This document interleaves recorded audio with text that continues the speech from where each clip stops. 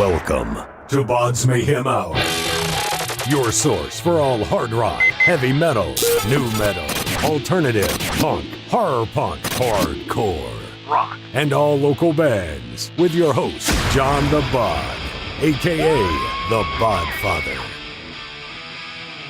This is Mallika from Abnormality, and you're listening to BODS Mayhem Hour. The views and opinions of the guest do not necessarily reflect the views and opinions of BODS Mayhem Radio Network, its staff, affiliates, or sponsors. Parental discretion is advised. Welcome to BODS Mayhem Radio Network.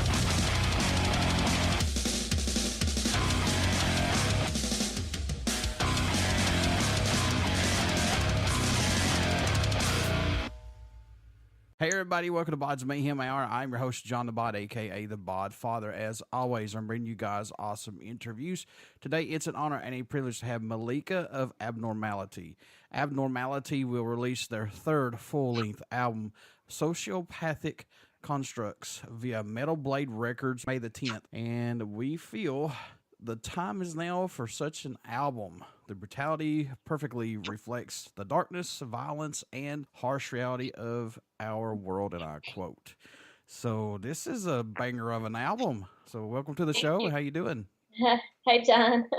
I'm doing good. So let's jump right into this. How's it been working with Metal Blade Records so far? It's been a great honor, and they've been wonderful to work with, and we just love to be a part of their team and among so many amazing bands. And yeah, it's been great. Mallika, did this album allow you guys to go where you wanted to within the songs as far as creativity? Yeah, I think we really got to take it up a notch, and I feel like we stepped it up on this album. And yeah, I think we've really come into our own as songwriters and as a band. Speaking of that, what's impressed or excited you the most about making the new album, if anything possibly? What sticks out for you? I don't think it's just one thing. I think it's a solid album as a whole. Like, all the songs are strong in their own right. Yeah.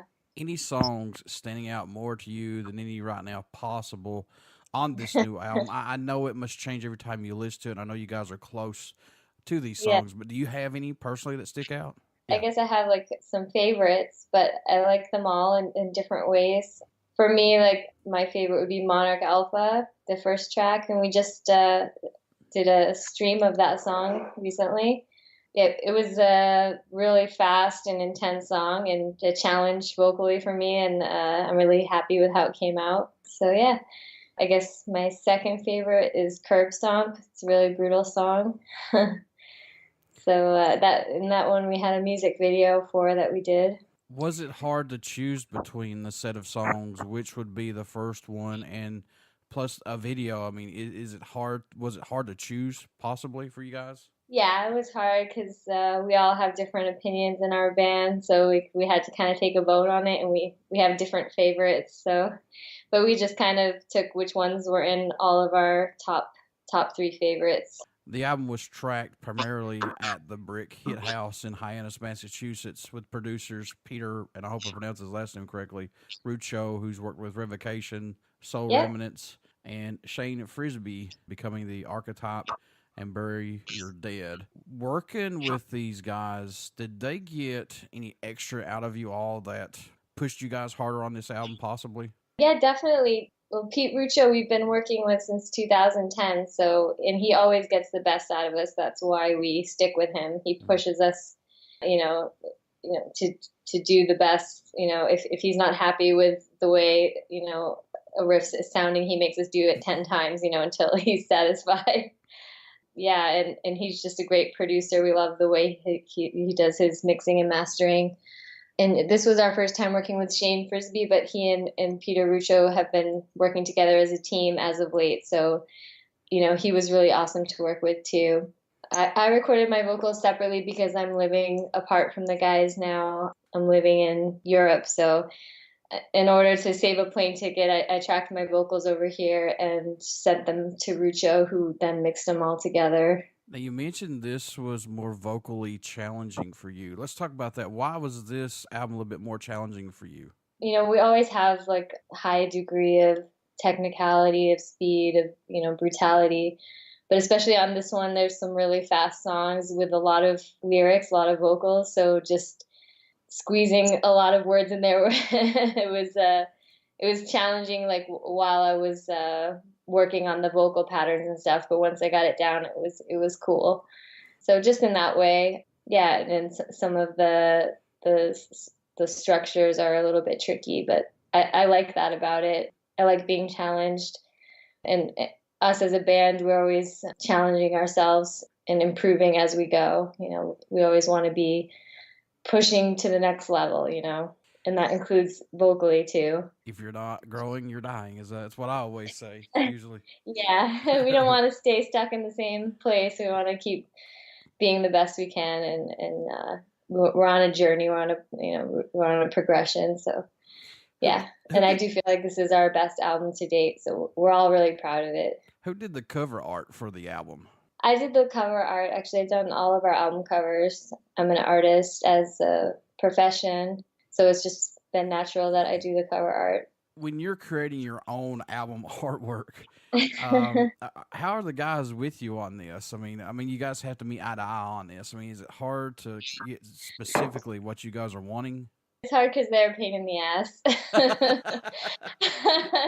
Everybody has a different opinion, and they're all putting in their 2 cents, and they want different things. So I just, I try to make us all happy. But at the end of the day, I'm doing it in my style, and I know also what all the songs are about, and trying to visually represent the music that we have on the album, and in the end, yeah, we're all happy with it. And it's good you got an artist within the band that saves money.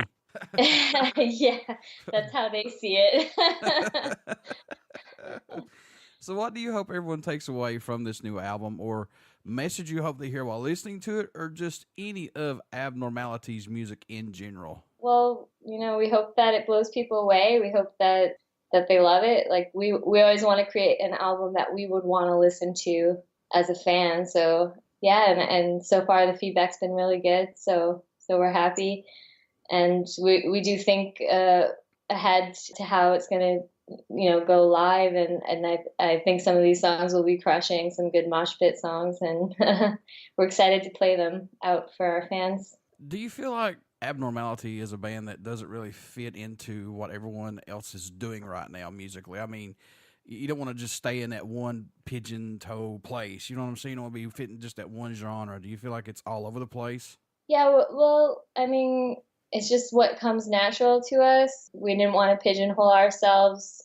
We're inspired by a lot of different things, and we write what comes naturally to us. And it often doesn't fit into a neat little box, kind of reflects the name of the band too, that, we chose a name that was, more, abstract, could mean a lot of things, so that we could go where we wanted with the band.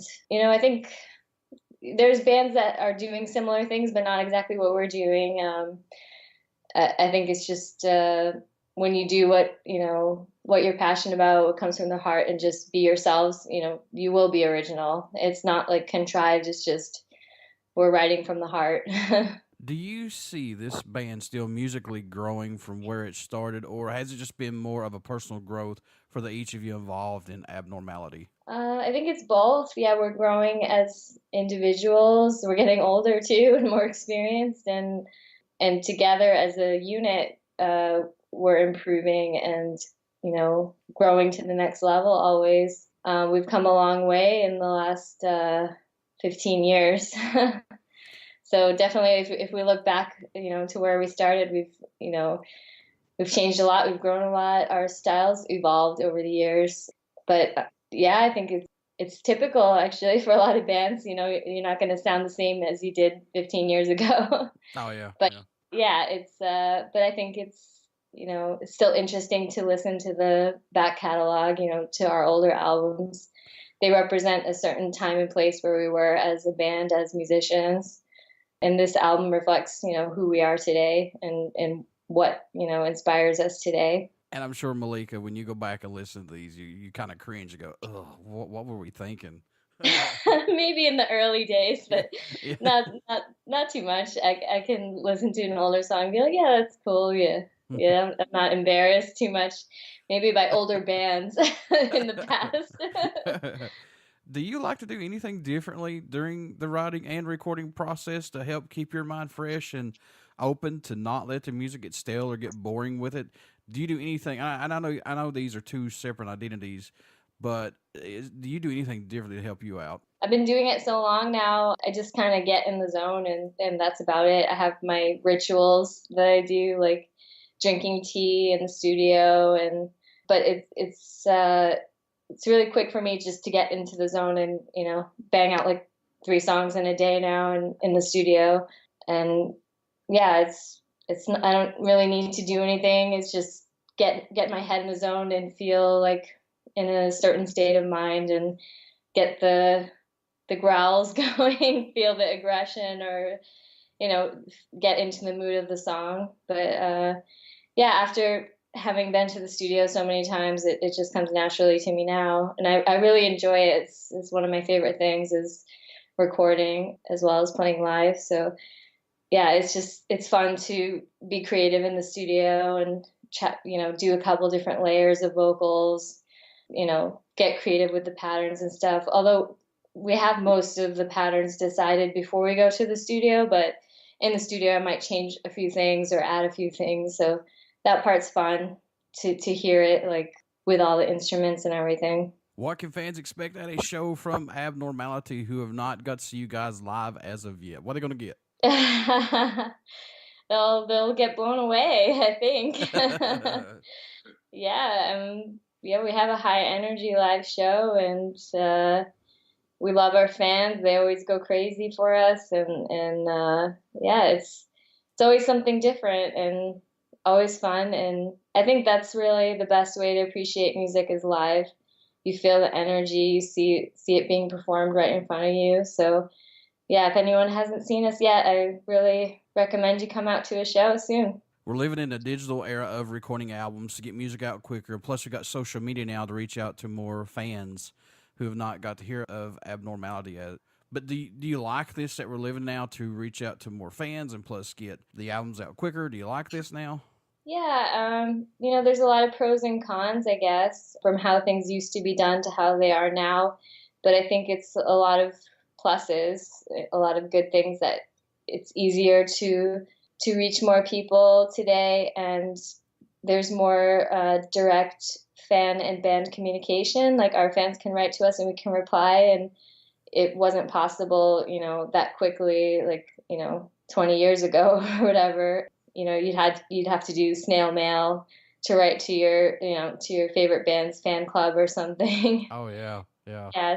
So like it's neat that it's direct communication now, but it can also be a downside if some people don't appreciate it or something, I guess, or expecting like a lot of attention or something. There's some of that sometimes, but for the most part, it's been really great, to talk with our fans and share with them a lot of new stuff, what's going on with us. And it's been great to post shows and stuff and get the word out about tours and also, keeping the scene alive through social media, like about, our other friends and bands too, and keeping up to date which tours are coming when and everything. Does it come back full force to you guys when a fan tells you that, this song gave me inspiration, or this song has helped me overcome obstacles, or it's just gave me the inspiration to not give up on life? What's that mean to you guys when you hear that? Well, we're honored anytime we hear something like that. It feels great, yeah, to feel like you've left an impression on someone or you've inspired them. And yeah, I always appreciate those moments, and talking to fans at shows and everything, especially like when women come up to me and say I inspired them somehow, whether directly with music or just to feel stronger in their lives. It makes me feel really good. Yeah, and I'm happy to be an inspiration to someone. Especially being a female in a heavy band, that speaks volumes, to be honest with you. Yeah, it feels good. Feels powerful, yeah. But yeah, like there's so many strong women I admire out in the world. So yeah, you get inspired and it feels good to inspire back to other people. So what made you want to become a musician? What was that spark for you, Mallika, that said, yeah, that's what I want to do right there? Just going to a lot of shows when I was a teenager. I just fell in love with music and couldn't get enough of it. I knew that I wanted to be a part of that world. Is there a band on the bucket list for you would like to tour with, or maybe do an old school album split with? Well, we've toured with some of our favorite bands already. For me, Suffocation was on that list. We got to do a tour with them for the last album cycle, and that was amazing. I would still love to do a tour with Cannibal Corpse. We haven't gotten to do that yet, so that's on the bucket list. Yeah, I would love to collaborate with, some of my favorite bands or musicians. Yeah, those aforementioned bands or I have a top list of musicians I would love to collaborate with, but yeah. Folks, you want to get out and pick up Abnormality's third full-length album, Sociopathic Constructs, which is going to be out May 10th via Metal Blade Records. You want to get out and pick this up. Mallika, how can folks stay in touch with you guys, buy some merchandise, tour dates, all this stuff? How can they do that? Well, you can find all our links at metalblade.com/abnormality, and it has a link to all our social media, Facebook, Instagram, Twitter, you name it, and all the tour dates are there. And also at Bands in Town, that website and app, it lists our tour dates there too. And before I let you go, would you care to do a promo for my show? Sure, I'd love to. This is Mallika from Abnormality, and you're listening to BODS Mayhem Hour. Everybody stick around. We've got some great stuff coming up, and you only hear these interviews right here on BODS Mayhem Hour and BODS Mayhem Radio Network. Please go out and check out our Facebook page. It has our podcast link, YouTube link, and soon, hopefully, our Twitch link. And we have some great stuff in store for all of you who follow BODS Mayhem Hour. Also, get out and check out Abnormality, their third full-length album, Sociopathic Constructs, via Metal Blade Records, will be released May 10th. Get out and check this out. You will not be disappointed. Mallika, I wish you guys the best of luck still. Continue what you're doing. And thank God there are some heavy women out there who get into this stuff. So thank you so much, you guys. Thank you, John. My pleasure.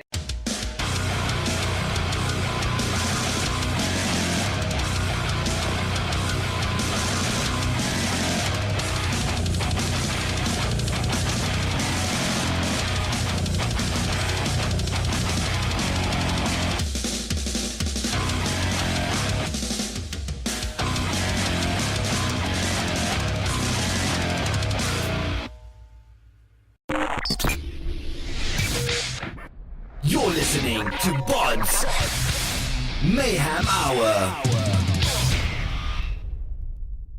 Follow us on Facebook, Twitter, and Instagram.